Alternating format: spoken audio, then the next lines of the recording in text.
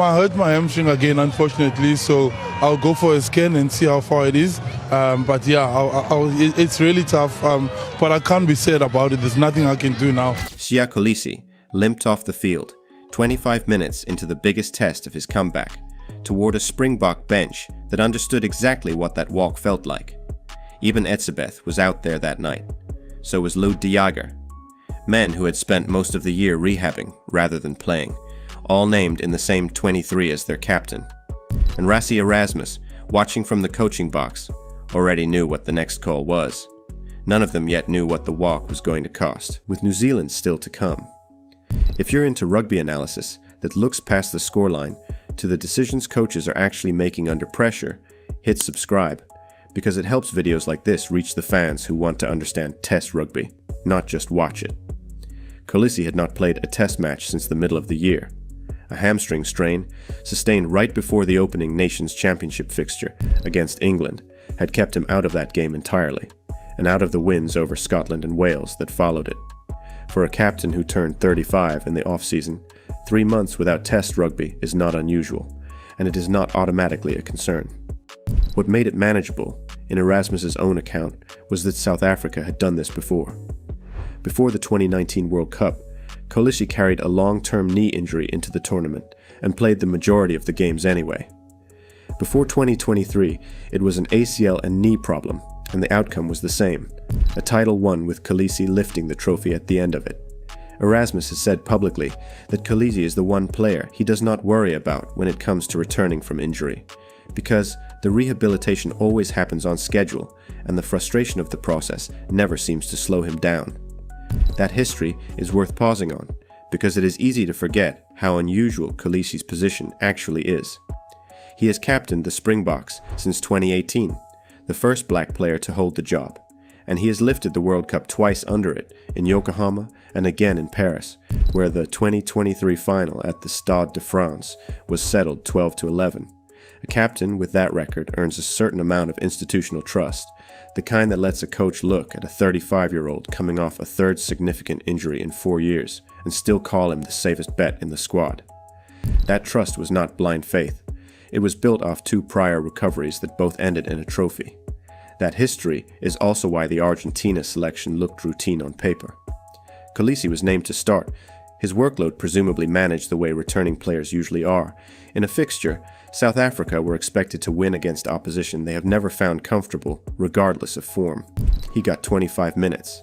Erasmus later said Kolisi had been dynamic in his carries and in his work at the breakdown during that stretch, which is its own small detail worth sitting with, since it means the injury was not the product of him being rusty or working around a compromised body. He was playing well when the opposite hamstring went. Kolisi's own description of the moment, given trackside after the match, was that he had hurt his hamstring again, that he did not yet know how serious it was, and that his next step was a scan to find out how long the recovery would take. He called it really tough, and added that there was nothing to be sad about, because there was nothing left to do until the scan told him something. It is a small window into how a player with his injury history has learned to talk about setbacks, not with denial, and not with alarm, with the flat acceptance of someone who has been through the diagnostic process enough times to know that guessing before the scan changes nothing. There is a reason team medical staff treat a hamstring strain on the opposite leg differently from a repeat strain on the same leg. A same leg recurrence usually means the original injury never fully resolved, a straightforward if frustrating story. An opposite leg hamstring strain more often points to compensation. The body quietly shifting load away from a leg it does not fully trust yet, and overloading the other one instead.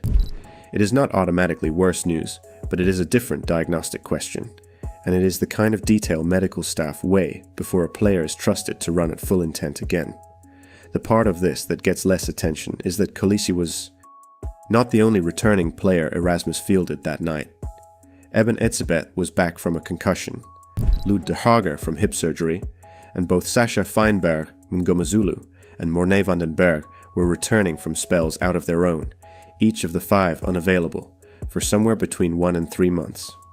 Etzebeth and de Jager were the furthest behind on actual match fitness, each having played a single game for his club side in all of 2026 before Erasmus picked him. 4 of the 5 started, with Van den Berg named among the reserves to cover Kobus Reinach. Erasmus was explicit, before the match, about what he was doing with that group, and it is worth stating plainly rather than paraphrasing into something more dramatic than it was. He said he had cover for Etzebeth and De Jager on the bench, with Ben Jason Dixon ready to take over at lock alongside Franco Moster if needed, and that the plan was to get productive minutes out of the returning players without asking for a full 80. A half, he said, or a little more than a half. This is the minutes management side of what Erasmus's squads are actually built around, the ordinary work every international coach does with players coming back from long layoffs, except Erasmus was doing it with 5 players at once, in a match against an Argentina side that has never been the pushover the fixture list suggests. In the same window, he was also trying to protect his squad for the test that actually decides something. Feinberg Mngoma Zulu's inclusion carried its own version of the calculation, and it is worth comparing it briefly to the challenge Handré Pollard faced in earlier Springbok cycles, where fly half depth was managed very differently. Fly half is not a position where a coach can simply hope its match sharpness returns on its own, since the decision-making that position demands, the split second reads under pressure, only comes back through minutes actually played rather than training field repetition. Erasmus needed him tested in a fixture that could absorb an uneven performance. Precisely so, he would not be finding that sharpness for the first time in a match South Africa could not afford to lose. Etzebeth and De Jager were carrying a different kind of risk, even though neither of them broke down. A concussion is not an injury a team management group treats casually, whatever the calendar says about how long ago it happened, and the return-to-play protocols that govern it are stricter than almost anything else in the sport for good reason. Hip surgery carries a different kind of caution, a longer runway back to contact work, and a real question about whether a joint trusts itself under load in a scrum or a maul before a doctor would say it should. Fielding both locks in the same match, on the same night Erasmus was also managing his captain's hamstring and 2 more returning backs, was not a single risk. It was 5 overlapping ones, run at the same time, in the same 80 minutes, against a team capable of punishing any one of them if it went wrong. 4 came through clean. The arithmetic does not change just because the 5th did not. None of this is out of character. Erasmus has spent years building a reputation as a coach who treats selection as an open cost-benefit calculation rather than a fixed formula, and he says so out loud more often than most coaches would. His bench splits change match to match depending on what he thinks the game in front of him requires, and the structure of what the rugby world now calls the bomb squad, the Springbok strategy of loading the replacements bench with front 5 and loose forward power to physically close out a match, sits at the center of how he thinks about 80 minutes. 5 forwards and 3 backs when he wants pace on the field, 6 and 2, or the full 7 and 1 when he wants fresh weight to close a match out. Ahead of a rugby championship trip to Eden Park last year, he explained the choice to go lighter on the forwards in exactly those terms, saying the team would need speed and pace all over the park at that particular ground, and that the bench composition came down to a mix of who was available and how the pack had actually been performing. It is the same voice he used after the Argentina test, a coach who tells you plainly what trade he is making and then makes it. South Africa won 17-10. Erasmus afterward did not pretend the performance had been sharp. He said the team had not been happy with how they played, only with the character shown in getting through it, and pointed directly to the fact that so many players were short of game time coming back from injury, which he said had cost the side its fluency. Argentina, for their part, pushed until the final whistle, forcing South Africa to defend for long stretches and conceding only 1 try themselves. Off an offload, Erasmus felt his team should have stopped. It was not a comfortable win, extracted instead from a lineup that was, by design, not at full readiness, because full readiness was being saved for New Zealand. That is the trade Erasmus made, and it is the actual subject of this story more than any single hamstring. Test windows do not give coaches unlimited returning player minutes to spend. There is a fixture list, and within it a hierarchy of what matters, and Argentina away, likable and dangerous as they can be, sat below the opening test of rugby's greatest rivalry on that hierarchy. The tour itself is the first time New Zealand have played a full series on South African soil in 30 years, and it arrives with South Africa holding the recent upper hand in a rivalry that has swung back and forth for more than a century. Erasmus's Springboks have won 5 of their last 6 meetings with the All Blacks, including the 2023 World Cup final and the most recent result. Between the sides was a 43-10 defeat of New Zealand on their own ground in Wellington. None of that history lowers the stakes of the series opener. If anything, it raises them, because a coach who has built that record does not want to be the one who shows up short a captain for the test that opens the next chapter of it. New Zealand, for their part, arrived in South Africa playing some of the sharpest rugby of their season, unbeaten through their warm-up matches against the country's franchise sides by increasingly wide margins. Scott Robertson's side had his forwards and backline operating with the kind of coherence that comes from a settled selection rather than a touring squad still finding its shape. Artie Savia at the base of their lineout and Buden Barrett directing things from deep gave the All Blacks a tempo that the franchise sides had found difficult to disrupt. None of those results count for anything once the series itself kicks off. Form against franchise opposition rarely translates directly onto a Springbok side at full strength, but it removed any illusion that New Zealand would arrive undercooked or short of rhythm. Whatever South Africa fields for the opener, it will be facing a touring side that spent its build-up getting sharper, not shaking off rust. So Erasmus spent some of his squad's fragility against Argentina, deliberately, to buy game sharpness for the players who would need it against New Zealand. For 4 of the 5, the trade appears to have worked.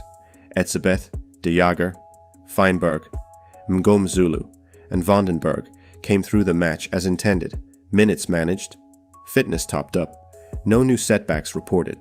Kolisi is the one name where the calculation did not hold, and the reason has nothing to do with poor planning. Hamstrings do not always cooperate with a substitution plan drawn up in advance. They go when they go, and this one went at 25 minutes instead of the 40 or so a careful management plan might have targeted. Van Staden's own presence on the field mattered more than his brief cameo suggested. He has spent the Erasmus era as one of the squad's more reliable loose forward utility options, capable of covering open side, blind side, or 8, without the side needing to reshuffle its structure around him, which is exactly the kind of player a coach wants in hand when a starting captain goes down without warning. Players like Cheslin Colby and Makazole Mapimpi have benefited from this same depth-first philosophy on the wider Springbok squad. The understanding that a title is not won by 15 individuals, but by the 23, and by the culture that keeps the replacements as invested as the starters. His readiness to step in was not an accident of squad selection. It was part of the same depth-building Erasmus has spent years constructing, the reason South Africa could absorb Kolisi's exit that night without the kind of collapse a shallower squad might have suffered. What happens next depends entirely on a scan result Erasmus did not have when he spoke to reporters, and the turnaround before the series opener is unforgiving. A short window is sometimes enough for a mild hamstring strain to clear. Historically, it has been enough for Kolisi specifically, but it is not enough for anything more serious, and hamstring injuries have a habit of not fully revealing their severity for a day or two after the initial pull. If the news is bad, South Africa already have an answer in mind. Paul de Villiers started in Kolisi's absence through the entire nation's championship, across wins over England, Scotland, and Wales, and by every account available at the time, he did not look out of place doing it. That is not a small thing for a squad to have in reserve. It means the calculated risk Erasmus took with his captain's minutes was itself backed by a second calculated risk, made months earlier, when he trusted a younger loose forward with 3 consecutive tests instead of waiting for Kolisi to be fully fit. None of this required Erasmus to say anything dramatic, and he did not. What he offered reporters after the match was closer to an accountant's summary than a confession. A coach walking through the arithmetic of who had played, how much, and what it had cost. The most revealing thing about it might be the calm. A different coach, under the same pressure, with a legacy captain limping off with the season's biggest series bearing down, might have reached for reassurance that oversold what he actually knew. Erasmus said it did not look too bad, and stopped there, because that was the honest limit of what he could say before the scan came back. There's also a version of this, where none of it matters by kickoff. Hamstring strains vary enormously in severity, and the language Erasmus used, cautious, but not alarmed, tracks with what coaches usually say about a moderate rather than a serious tier. Kolisi has beaten longer odds than a short turnaround before, But the last 2 times were knee injuries carrying him toward a World Cup he had months to prepare for, not a hamstring strain he needs settled on a compressed timeline. And the 2 situations are not really comparable, no matter how often the comparison gets made for reassurance. Kolisi will have his scan, and the result will decide whether the calculated risk Erasmus took on the night of the Argentina test becomes a footnote or the headline going into New Zealand. Either way, the decision that mattered was already made before kickoff against Argentina. In the choice to field 5 returning players in a fixture, South Africa could afford to win imperfectly, in service of one they could not. If this kind of breakdown is what you come here for, the tactical reasoning behind the selection sheet rather than just the score, subscribe and turn on notifications, because it helps this kind of analysis find the rugby fans who actually want to understand the game Erasmus is coaching, not just the results he's getting from it.